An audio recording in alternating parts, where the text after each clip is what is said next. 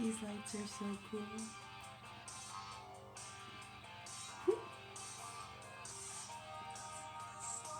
You can make it.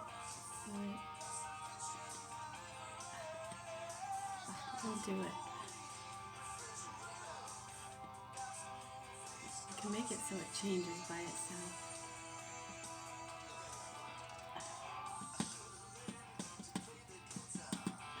Well, I'll just leave it like that.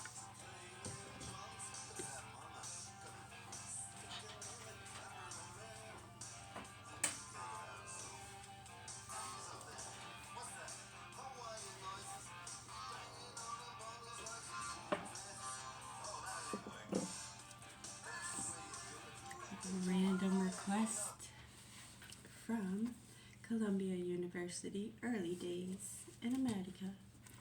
Good choice. It's a good book. All right, Washington Irving. Let's see, from the sketchbook. Got the Legend of Sleepy Hollow again. A pleasing land of a drowsy head it was, of dreams that have before the half-shut eye, and of gay castles in the clouds that pass, forever flushing round a summer day. Castle of Endurance. It's funny we got the same page. 352. How about page 99? Get 99 problems and a bitch ate one. Big bitch, huh?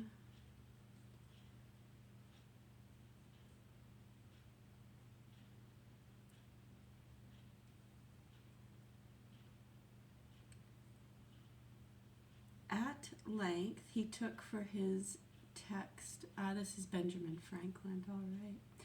At length, how timely, he took for his text that verse of the 4th chapter of Philippines.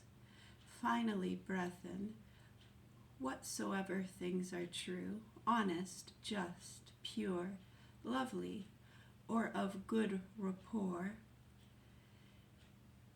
if there be any virtue or any praise, think on these things.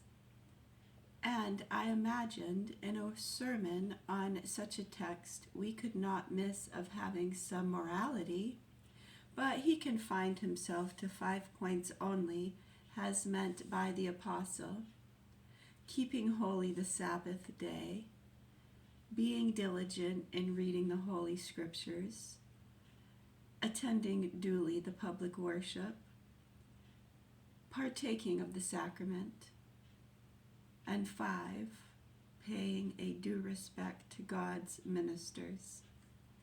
These might be all good things, but as they were not the kind of good things that I expected from that text, I despaired of ever meeting with them from any other, was disgusted, and attended his preaching no more. I had some use, 1728, entitled Articles of Belief and Acts of Religion. I returned to the use of this and went no more to the public assemblies. My conduct might be blamable, but I leave it, without attempting further to excuse it, my present purpose being to relate facts and not to make apologies for them. It was about this time I conceived the bold and arduous project of arriving at moral perfection. I wished to live without committing any fault at any time. I would conquer all that either natural inclination, custom, or company might lead me into. As I knew, or thought I knew, what was right or wrong, I did not see why I might not always do the one and avoid the other. I made a little book in which I allotted a page for each of the virtues. I ruled each page with red ink so as to have 7 columns, one for each day of the week, marking each column with a letter for the day. I crossed these columns with 13 red lines, marking the beginning of each line with the first letter of one of the virtues, on which line and in its proper column I might mark by a little black spot every fault I found upon examination, to have committed respecting that virtue upon that day. And conceiving God to be the fountain of wisdom, I thought it right and necessary to solicit his assistance for obtaining it. To this end, I formed the following little prayer, which was prefixed to my tables of examination for daily use. O powerful goodness, beautiful Father, merciful guide, increase in me that wisdom which discovers my truest interest. Strengthen my resolutions to perform what that wisdom dictates. Accept my kind offerings to thy other children as the only return in my power for thy continual favors to me. I used also sometimes a little prayer which I took from Thompson's poems. Father of light and life, thou good supreme, O teach me what is good. Teach me thyself. Save me from folly, vanity, and vice, from every low pursuit, and fill my soul with knowledge, conscious peace, and virtue pure, sacred, substantial, never-ending bliss.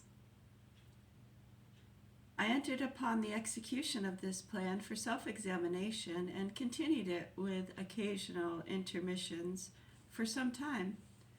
I was surprised to find myself so much fuller of faults than I had imagined, but I had the satisfaction of seeing them diminish.